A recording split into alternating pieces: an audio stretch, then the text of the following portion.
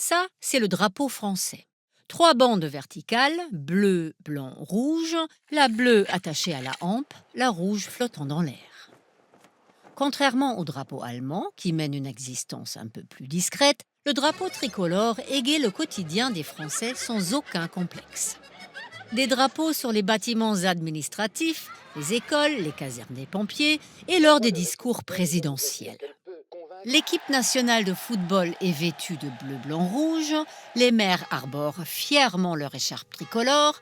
Du bleu, blanc, rouge sur les emballages de viande certifiée française, sur le logo d'Air France, sur celui de la première chaîne de télévision et sur ceux de nombreuses entreprises.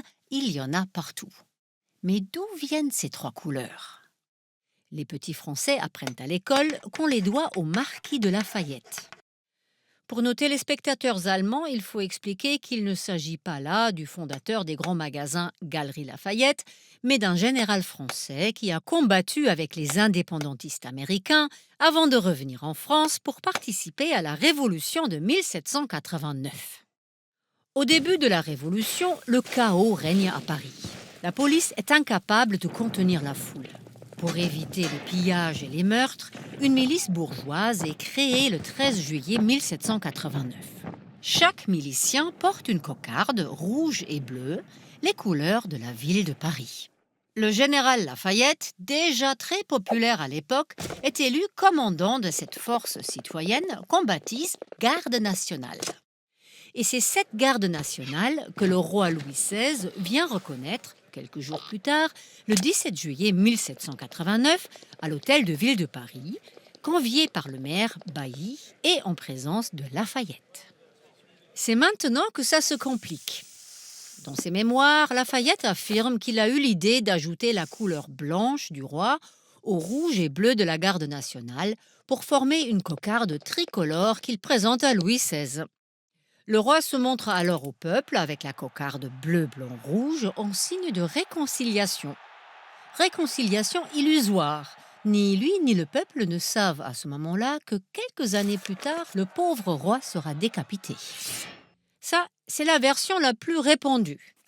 Bailly, dans ses mémoires, affirme que c'est lui qui l'a inventé cette cocarde tricolore. Et selon d'autres versions encore, on dit que le roi lui-même aurait accroché des rubans bleus et rouges à la cocarde blanche de son chapeau. En tout cas, une seule chose est vraiment sûre, c'est que la cocarde tricolore a fait son apparition quelques jours après la prise de la Bastille et que depuis ce jour-là, le bleu, blanc, rouge s'est peu à peu imposé comme symbole national. Le port de la cocarde est même devenu obligatoire de 1792 à 1794. On a bien essayé de blanchir le drapeau sous la Restauration en 1815, mais il redevient tricolore dès 1830 avec Louis-Philippe. La tentative des révolutionnaires de 1848 d'instaurer un drapeau national rouge échoue également grâce au poète Lamartine qui défend le drapeau tricolore dans un ardent discours. Finalement, le consensus autour du drapeau tel que nous le connaissons aujourd'hui ne s'établit qu'aux alentours de 1880. Mais les historiens remontent parfois encore beaucoup plus loin dans l'histoire de France quand ils cherchent la symbolique des trois couleurs. Rouge comme la bannière de Saint-Denis, le saint patron du royaume de France. Bleu comme le manteau du roi de France, mais aussi comme la couleur des bourgeois de Paris au Moyen-Âge, etc., etc. Mais il y a peut-être une explication tout autre que les Français n'aiment pas trop entendre. À l'époque de la Révolution française, le bleu, le blanc et le rouge sont très à la mode. On trouve ces couleurs sur les papiers peints, les tissus d'ameublement et les vêtements. Pourquoi ?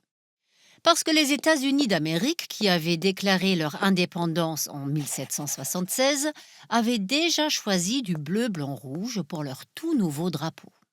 En France, porter ces couleurs-là était alors une façon de montrer sa sympathie pour les idées progressistes. Et vous vous souvenez que le général Lafayette s'est battu aux côtés des indépendantistes américains avant de rentrer en France et de participer à la Révolution française ? De là à imaginer qu'en grand admirateur des Américains, il ait juste repris les couleurs de leur drapeau, il n'y a qu'un pas. Un pas que les historiens français n'ont pas voulu franchir. Ils ont préféré la version d'un drapeau évoquant la réconciliation de Paris avec le roi. Il est vrai que comme mythe fondateur, c'est quand même beaucoup plus fédérateur.